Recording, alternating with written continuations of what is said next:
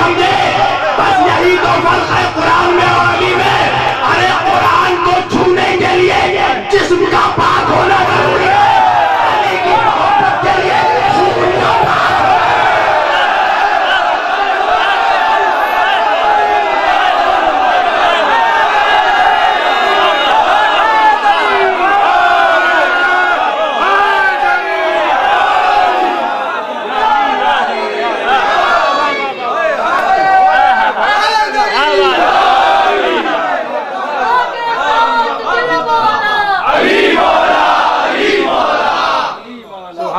कुरान को छूने के लिए जिस्म का पाक होना जरूरी है, अली से मोहब्बत के लिए खून का पाक होना जरूरी है।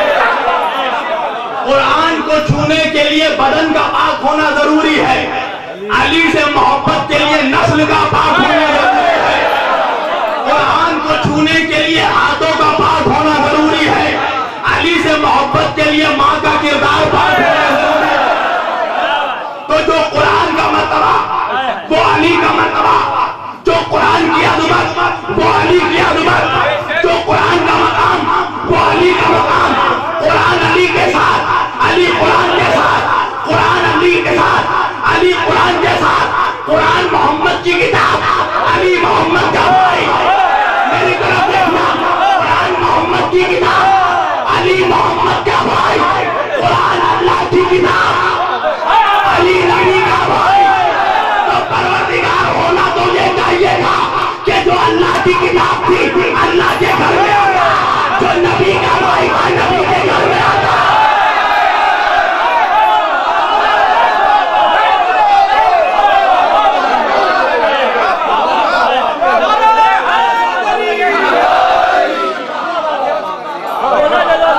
वो अल्लाह की किताब थी, वो अल्लाह के घर में आता, अल्लाह के घर में आती। जो नबी का भाई था वो नबी के घर में आता, पर अल्लाह ने क्या कहा, नहीं मेरी किताब अभी तेरे घर में उतरेगी, तेरा भाई अली में।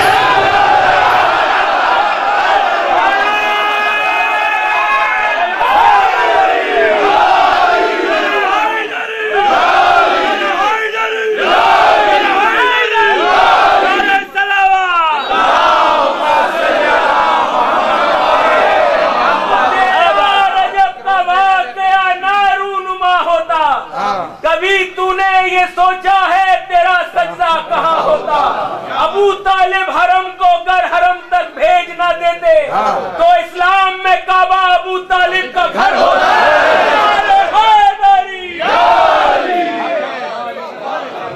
परवरदिगार होना तो ये चाहिए था कि तेरी किताब तेरे घर में आती, नबी का भाई नबी के घर में आता, मगर हुआ तो ये कि जो नबी का भाई था वो तेरे घर में आया, जो तेरी किताब थी वो नबी के घर में आई। का यही तो बताना चाहता हूँ कि देखो मोहम्मद में और हम में कितनी मोहब्बत है। जो मेरा हो जाता है मेरा नबी कहता वो मेरा है, और जो उसका हो जाता मैं कहता हूँ मेरा है। अरे महशर में यही तो होगा। महशर में क्या होगा? अल्लाह अहले बैत से कहेगा, ऐ मेरे अहले बैत, ऐ मेरे नबी और नबी के घरवालों, ऐ नबी अली फातिमा हसन और हुसैन, अरे दुनिया में तुमने वो किया जो मैं कहता गया।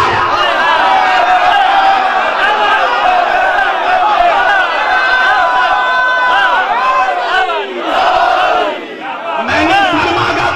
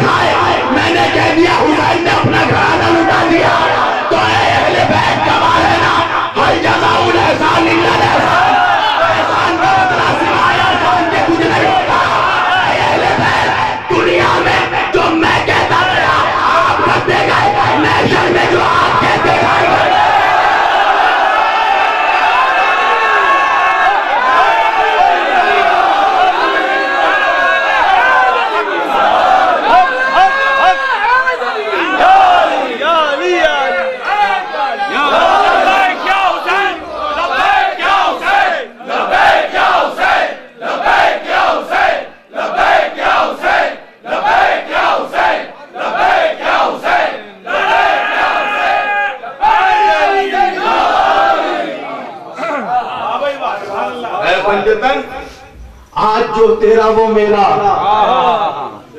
दुनिया में जो मेरा था उसे तूने अपना लिया, आज जो तेरा है उसे मैं अपना लूंगा। तो कहा कुरान और अहले बैत, इन्नी तारिकुन फीकुम मुस्तक़लैन किताब अल्लाह व तरतीब अहले बैत। देखो मैं दो भारी चीजें छोड़े जा रहा हूं और इन दोनों के दामन को थाम कर रहना। जब तक थामे रहोगे कभी गुमराह नहीं होंगे और ये दोनों कभी आपस में जुदा नहीं होंगे, हत्ता कि ये दोनों हौदे कौसर पर आकर मुझसे मुलाकात करें। कुरान और अहले बैत साथ साथ रहेंगे। अब सवाल ये उठता, मैं अपने बच्चों के लिए ये बात जरा अर्ज कर दूं कि सवाल ये उठता है कि नबी को जरूरत क्या थी कुरान के साथ अहले बैत को छोड़े जाए? क्या जरूरत थी भाई? फकत किताब काफी थी ना। आज नारा तो यही लग रहा है। ये छोटा सा बच्चा, सामने मासूम सा बच्चा, पहले दिन गया इंग्लिश मीडियम स्कूल में पढ़ने, नर्सरी क्लास में पढ़ने गया, पढ़ के वापस आया स्कूल से। मैंने बच्चे के हाथ पकड़ा, मैंने कहा बेटा क्या पढ़ा स्कूल में, क्या पढ़ाया तुम्हारे मास्टर ने? कहा मास्टर साहब ने मुझे A फॉर एप्पल पढ़ाया है, B फॉर बॉल पढ़ाया है, C फॉर कैट पढ़ाया।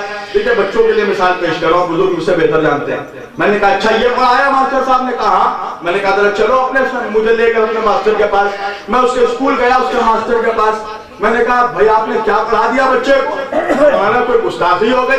मैंने कहा अभी बच्चा कमजोर है, नादान है, कम पढ़ा लिखा है, लिखना पढ़ना भी उतना नहीं जानता है, पहले दिन स्कूल में आया, क्लास में आया, इतना टफ सिलेबस आपने पढ़ा दिया। कहा मौलाना कौन सा टफ पढ़ाया मैंने, कौन सा हार्ड पढ़ाया? मैंने कहा अपने बच्चे को A फॉर एप्पल पढ़ाया, B फॉर बॉल पढ़ाया, C फॉर कैट पढ़ाया, D फॉर डॉल पढ़ाया। कहा तो गलती क्या हुई? मैंने कहा अभी बच्चा कमजोर है, सिर्फ A B C D पढ़ा देते। बच्चों तुम्हारे लिए अर्ज कर रहा हूं, सिर्फ A B C D पढ़ा देते। ये A फॉर एप्पल पढ़ाने की क्या जरूरत, B फॉर बॉल पढ़ाने की क्या जरूरत? का मौलाना समझे नहीं, आप मौलवी हैं, मौलवियत ज्यादा जानते हैं, मैं टीचर हूं, मैं अपना काम ज्यादा जानता हूं। ये मैं भी जानता हूं कि बच्चा कमजोर है, नादान है, लिखना पढ़ना नहीं जानता, इसीलिए मैंने ऐसा पढ़ाया। मैंने कहा क्या मतलब? क्या सुनिए, अगर बच्चे को सिर्फ A B C D पढ़ाता तो बच्चा पढ़ नहीं पाता, इसलिए कि ये सब के सब है थ्योरी, और थ्योरी कभी बगैर प्रैक्टिकल के समझ में नहीं आ सकती। मैंने कहा क्या मतलब? कि अगर बच्चे को सिर्फ A पढ़ाता तो पढ़ नहीं पाता। मैंने बच्चे को A पढ़ाने से पहले एप्पल का फोटो दिखा दिया। अब जब बच्चा एप्पल के फोटो को देखेगा तो ये खुद ब खुद समझ लेगा। मैंने बच्चे को B पढ़ाने से पहले बॉल का नक्शा दिखा दिया। जब बच्चा बॉल के नक्शे को देखेगा तो B खुद ब खुद समझ लेगा। मैंने बच्चे को D पढ़ाने से पहले डॉल का फोटो दिखा दिया। बच्चा जब डॉल के नक्शे को देखेगा तो D खुद ब खुद समझ लेगा। इसलिए कि ये है प्रैक्टिकल। जब प्रैक्टिकल को देखता जाएगा, थ्योरी को समझता जाएगा।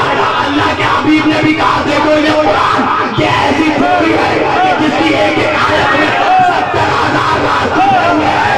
मुसलमान पढ़ नहीं पाएगा। मैं कुरान के साथ साथ पहले को छोड़ेगा। देखते जाओ कुरान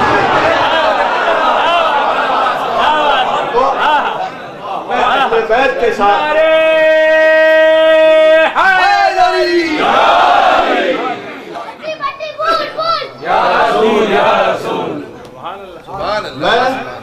कुरान के साथ अहले बैत को छोड़े जा रहा हूं। ये तो हुआ बच्चों की बात। अब मैं आऊं अपने रंग में। भाई ये जगह कौन सी है? पन्नी ग्राम चौक। ये पन्नी ग्राम चौक है। पहली मरतबा मजलिस पढ़ रहा हूं यहाँ पर, है ना? ऐसा हुआ मिसाल के तौर पर कोई मुझे लेने नहीं आया। अब बुलंद दरवाजे तक तो मैं रास्ता जानता हूं, अब उसके आगे का तो रास्ता मुझे मालूम नहीं। मैंने एक साहब को पकड़ा, मसलन हमारे गोरू भाई को मैंने पकड़ा। मैंने कहा भाई ये पन्नी ग्राम चौक कहाँ पर है? वहां मजलिस हो रही है, मुझे मजलिस पढ़नी है। तो माशाअल्लाह अल्लाह ने इतना मसरूफ रखा है खुदा में ख्वाजा को, तो वो भी मसरूफ थे। तो कहने लगे मौलाना ऐसा है कि आप यूं सीधे चले जाइए, फिर दाईं तरफ एक गली आएगी, फिर सीधे जाइएगा, फिर बाईं तरफ एक गली आएगी, फिर सीधे जाइएगा, दो तरफ गली आएगी, आपको दाएं मुड़ जाना है, पन्नी ग्राम चौक आ जाएगा। तो जैसे जैसे उन्होंने बताया मैं वैसे वैसे चलता हुआ आया, सीधे आया, फिर बाएं मुड़ा, फिर दाएं मुड़ा, फिर सीधे आया, फिर बाएं मुड़ा। अब जब मेन रोड पे आ गया अब कंफ्यूज हो गया कि भैया दाएं मुड़ना है कि बाएं मुड़ना है। भाई हूं तो इंसान ना, मौलवी हूं, फरिश्ता तो नहीं हूं तो इंसान, गलती मुझसे भी होती है। तो अब कंफ्यूज हो गया कि भाई अब दाएं मुड़ना है कि बाएं मुड़ना है। तो क्या हुआ का रास्ता भटक गया।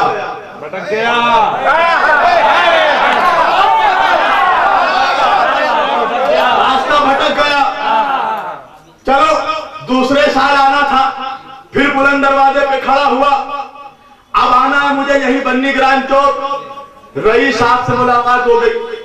मैंने कहा भाई ये बन्नी ग्राम चौक कहां पर है, मजलिस हो रही है, मुझे वहां पर जाना। कहा मौलाना चलिए, मैं भी मजलिस में ही जा रहा हूं। अब उन्होंने मेरा हाथ पकड़ा और लेकर मजलिस में आ गए। नहीं मेरा मजमा नहीं पहुंचा, मेरा हाथ पकड़ा लेकर आ गए मजलिस में। तो भाई क्या पहले वाले से कुछ गलती हुई थी? कहानी पहले वाले ने भी रास्ता सही बताया, गोरू भाई ने भी रास्ता सही बताया, रईस भाई ने भी रास्ता सही बताया, पहले वाले ने भी रास्ता सही बताया, दूसरे वाले ने भी रास्ता सही बताया। तो भाई पहले वाले में भटक क्यों गया, दूसरे वाले में मंजिल तक क्यों पहुंच गया? क्या मौलाना फर्क है? मैंने कहा कैसा फर्क? क्या पहले वाले ने रास्ता बताया था, दूसरे वाले ने रास्ता दिखाया है। नहीं समझे? पहले वाले ने रास्ता बताया था, डायरेक्शन बताया था, मगर दूसरे वाले ने हाथ पकड़ के मंदिर तक पहुंचा दिया।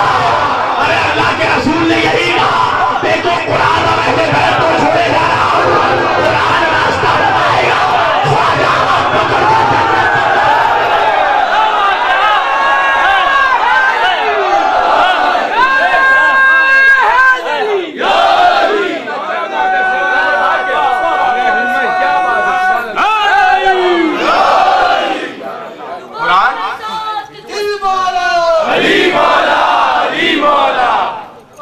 कुरान रास्ता बताएगा, मगर ख्वाजा हाथ पकड़कर हौज़े कौसर तक पहुंचा देंगे।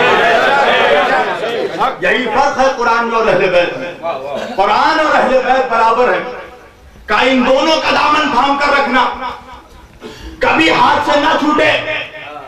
जब तक हाथ में कुरान और अहले बैत रहेंगे, कभी गुमराह नहीं होंगे। मैं आम बात कर रहा हूं, आम बात। आपने अजमेर की गलियों में कई लोगों को पानी भरते देखा होगा, है ना? एक हाथ में जब कोई बाल्टी में पानी उठाता है तो आप देखेंगे वो बाईं तरफ झुक जाता है ना, ताकि बैलेंस बराबर रहे, झुक जाता है। मगर दो शख्स दोनों हाथों में बाल्टी उठाए रखता है, क्या कभी आपने उसको डिसबैलेंस देखा? कहा नहीं, सीना ताने चलता है, क्योंकि दोनों हाथ में बराबर बैलेंस है। मुसलमानों नबी यही बता रहे हैं, देखो पूरे से हाथ से गुजरना है, अगर सिर्फ कुरान लिया तो गिर जाओगे। हाथ में अहले बैत और कुरान दोनों रखना, सीना ताने चलना।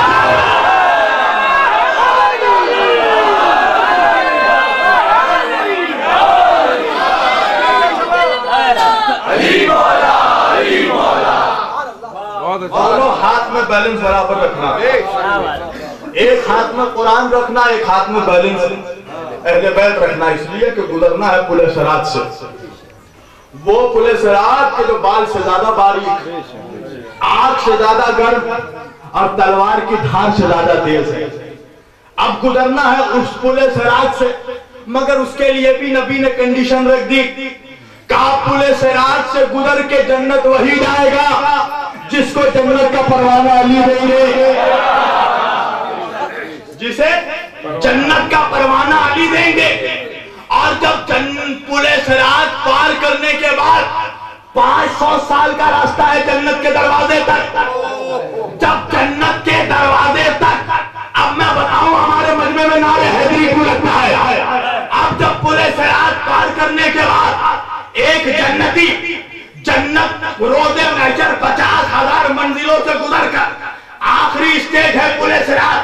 अब उससे गुजरकर 500 साल का आलम लाहौती में सफर करके जब जन्नत के दरवाजे तक पहुंचेगा तो जन्नत के दरवाजे में याकूत का बड़ा ताला लगा होगा। सारे जन्नती वही खड़े हो जाएंगे, मेरी तरफ देखना, सारे जन्नत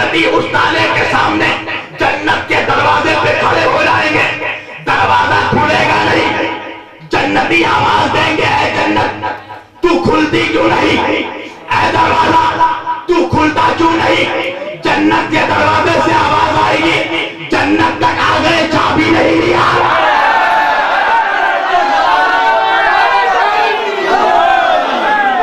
कहा जन्नत के दरवाजे तक आ गए, चाबी नहीं लिया। कहा इसकी चाबी कैसे है हमें नहीं मालूम, क्या लोहे की चाबी है, क्या पीतल की चाबी है, क्या याकूत की चाबी है। कहा नहीं समझे, अरे जिस अली के सदे में आए उस अली का नाम लो।